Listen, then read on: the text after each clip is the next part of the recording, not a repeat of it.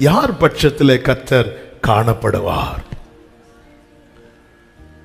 வேதம் சொல்லுகிறது, யாத்திராகமம் 13வது அதிகாரம் அதனுடைய 20 முதல் 22 வரை உள்ள வசனங்களை வாசிக்கும் போது, யார் இந்த அவர்கள்?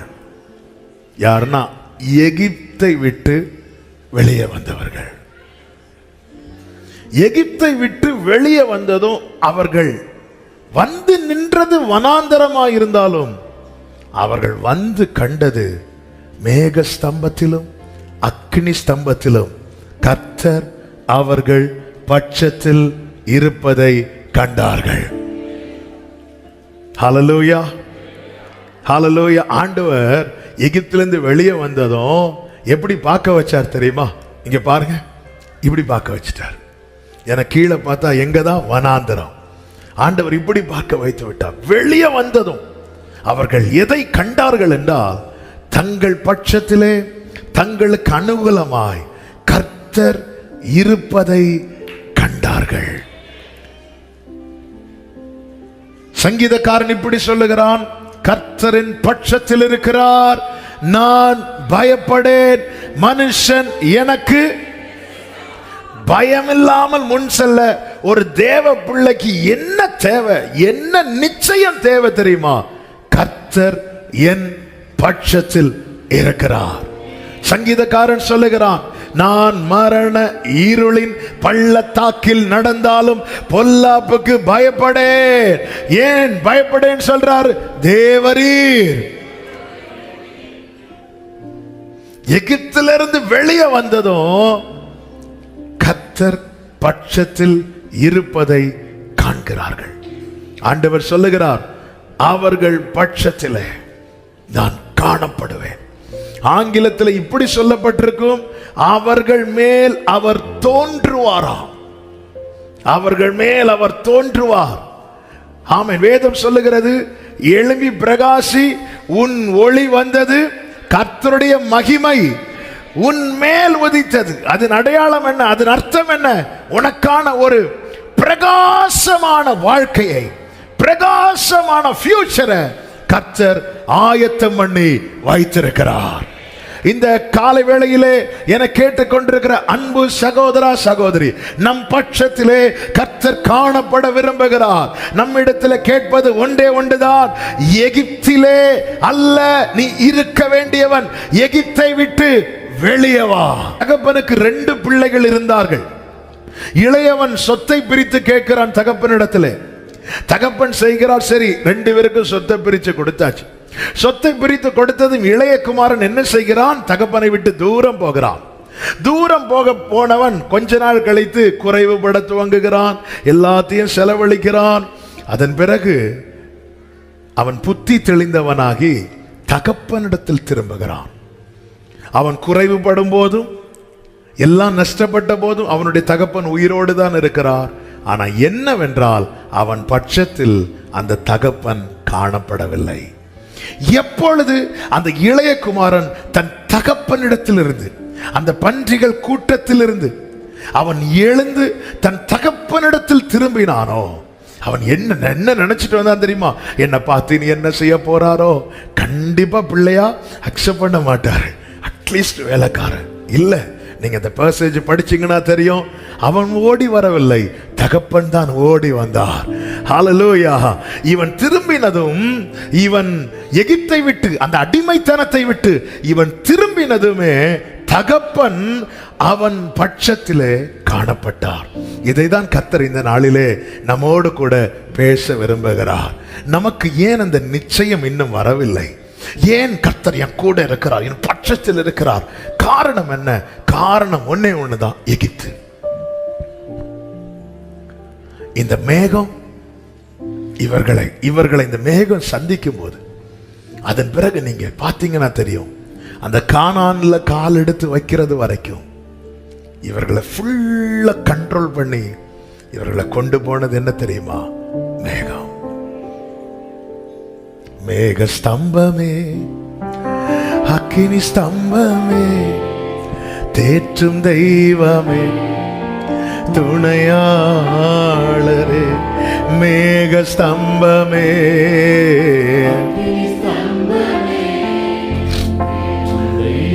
ஆமென். நேரம் போய்விட்டது, நேரம் அதிகம் இல்லை.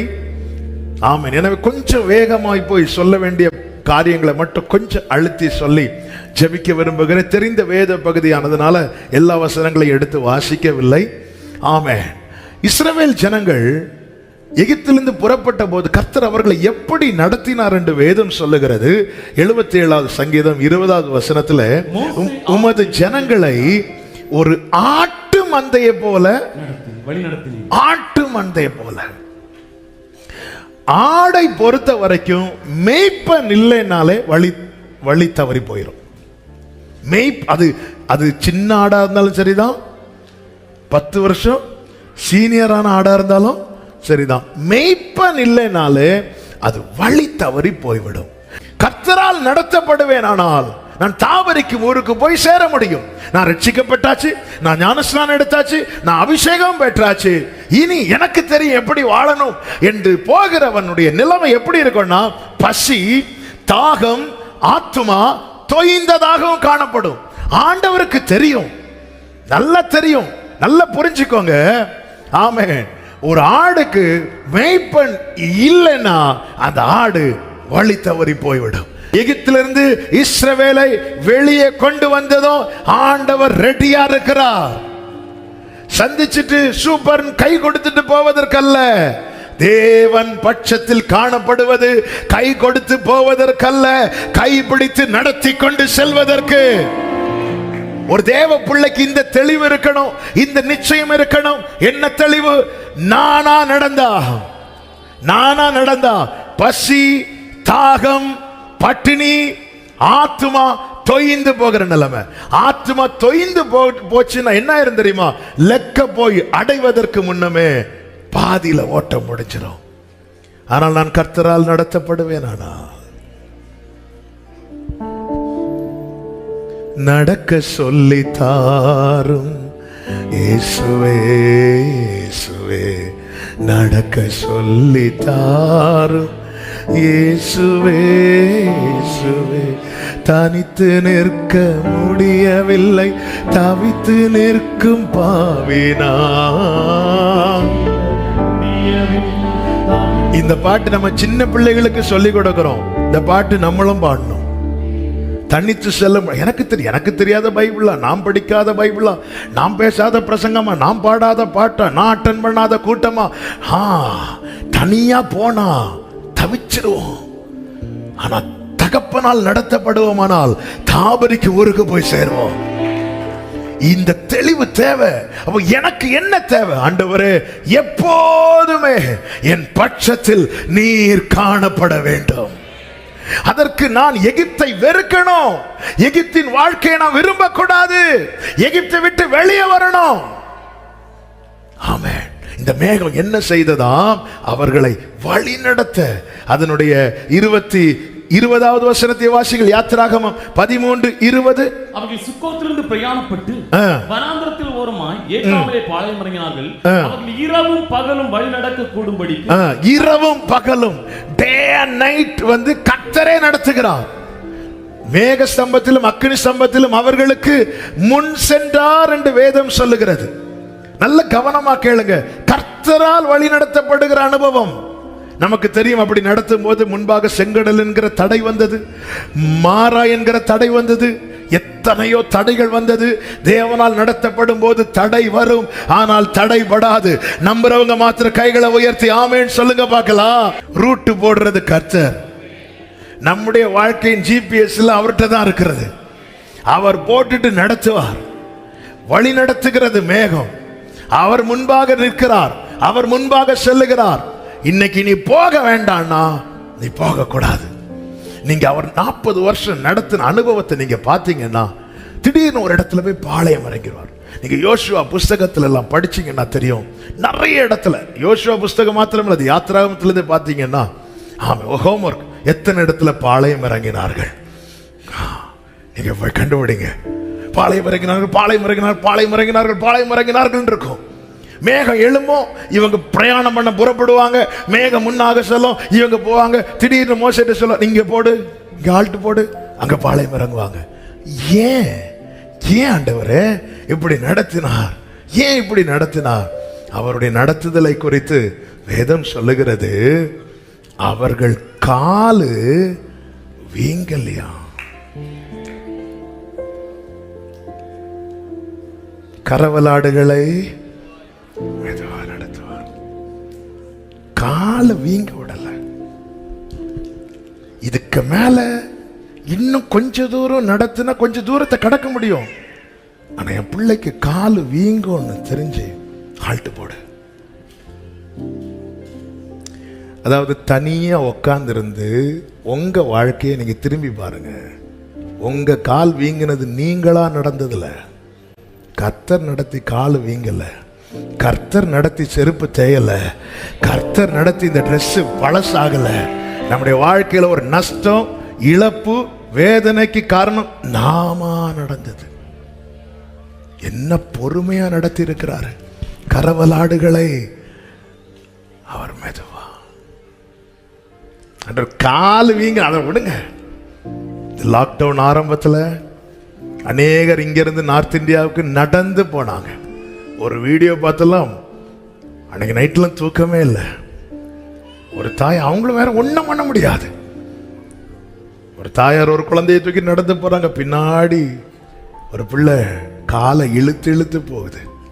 வலி தாங்க முடியல, தாங்க முடியல. அந்த தாயாருக்கு வேற என்ன பண்ண முடியும்? அவங்க காலையும் ரத்தம், கையில ஒரு பிள்ளை, வேற ஆப்ஷனே கிடையாது, வேற வழியே கிடையாது. கொஞ்சம் சகிச்சிட்டு வா. ஆனா ஆண்டவரை பாருங்க, அவர் என் கால் வீங்க கூடாதுன்னு பார்த்து, நான் ஓட போனாலும் மேகம் எழும்பல. விடுங்க ஆண்டவரை, உட்கார்வா, காலை பாரு எப்படி வீங்கிரும், அதெல்லாம் விடுங்க, நான் கண்டுக்க மாட்டேன். ஆனா அவர் கண்டுக்குவார்.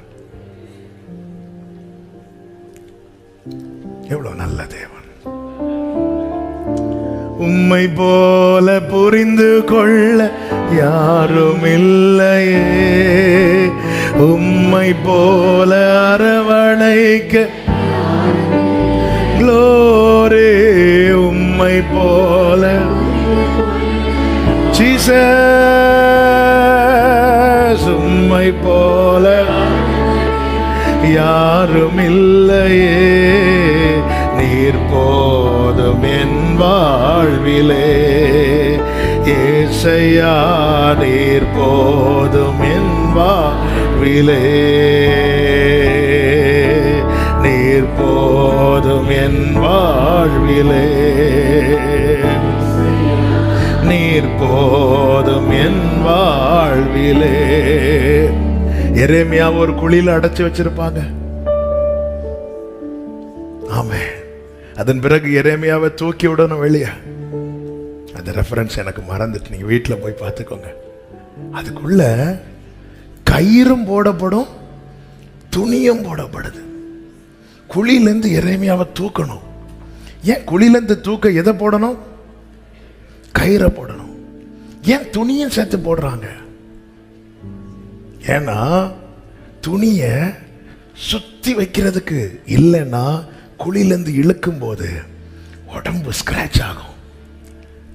மேல தூக்கும் போது உடம்பெல்லாம் கீறல் விழும். நீங்க பைபிள்ல ஒவ்வொரு செயலை நீங்க படிக்கும் போது ஆண்டவர் எவ்வளவு கண் வைத்து பார்த்து பார்த்து நடத்துறார் தெரியுமா? யாருங்க உங்க பட்சத்துல காணப்படணும்? உங்க கால் வீங்கிறத பார்த்துட்டு திரும்பி இருந்து சிரிக்கிறவங்களையா? எல்லாரும் காலேபு கிடையாதுங்க. என்ன எல்லாரும் காலேபு கிடையாது? காலேபு யாரு? எனக்கு அன்னைக்கு இருந்த பலன் இன்னைக்கு இருக்கு. 40 வயசுல இருந்த பலன் 80ல இருக்கு. எல்லாரும் காலேபு கிடையாது. அவருக்கு தெரியும். மோசே இங்க ஹால்ட் போட்டுரு. மோசே, ஆண்டவர் என்ன ஆண்டவரே போட்டு கால் வீங்குது பாரு. கர்த்தரால் நடத்தப்பட விட்டு கொடுக்கிறவர்கள் பாக்கியவான்கள். தாமதித்தாலும் நீ அதற்கு காத்திரு, நிச்சயமாய் வரும். அது தாமதிப்பது இல்லை. கர்த்தரால் வழி நடத்தப்படுகிற அனுபவம். அவர் நமக்கு முன்னாக போய் இடத்தை பார்த்துட்டு அவர் ஃபர்ஸ்ட்ல போறார், ஃப்ரண்ட்ல போறார், மேகத்துல. நீங்க பைபிள் ஃபுல்லா படிச்சீங்களா தெரியும். மேக ஸ்தம்பத்திலிருந்து பார்த்தார், மேகத்திலிருந்து கூப்பிட்டார், மேகத்திலிருந்து பேசினார். அதாவது மேகத்தை அவங்க பார்க்கறாங்க, மேகத்திலிருந்து அவர் இவர்களை பார்க்கிறது இவங்களுக்கு தெரியாது. ஆனா அவர் பார்த்துட்டு தான் இருக்கிறார். அவர் கூட மோசேன்னு கூப்பிடுறார். உடனே மோசே உடனே மேகத்தின் நடுவிலே மோசே போறாரு. யாத்திராகம் 24 மேகத்தின் நடுவில் இருந்து மோசேயோடு பேசினார். மோசே உள்ள போறார். ஆமென். உச்சந்தலை முதல் உள்ளங்கால் வரை நம்மேல அக்கறை கொண்டு நம்மை நடத்துகிற தேவனுக்கு கரங்களை உயர்த்தி ஸ்தோத்திரம் என்று சொல்லுவோமா?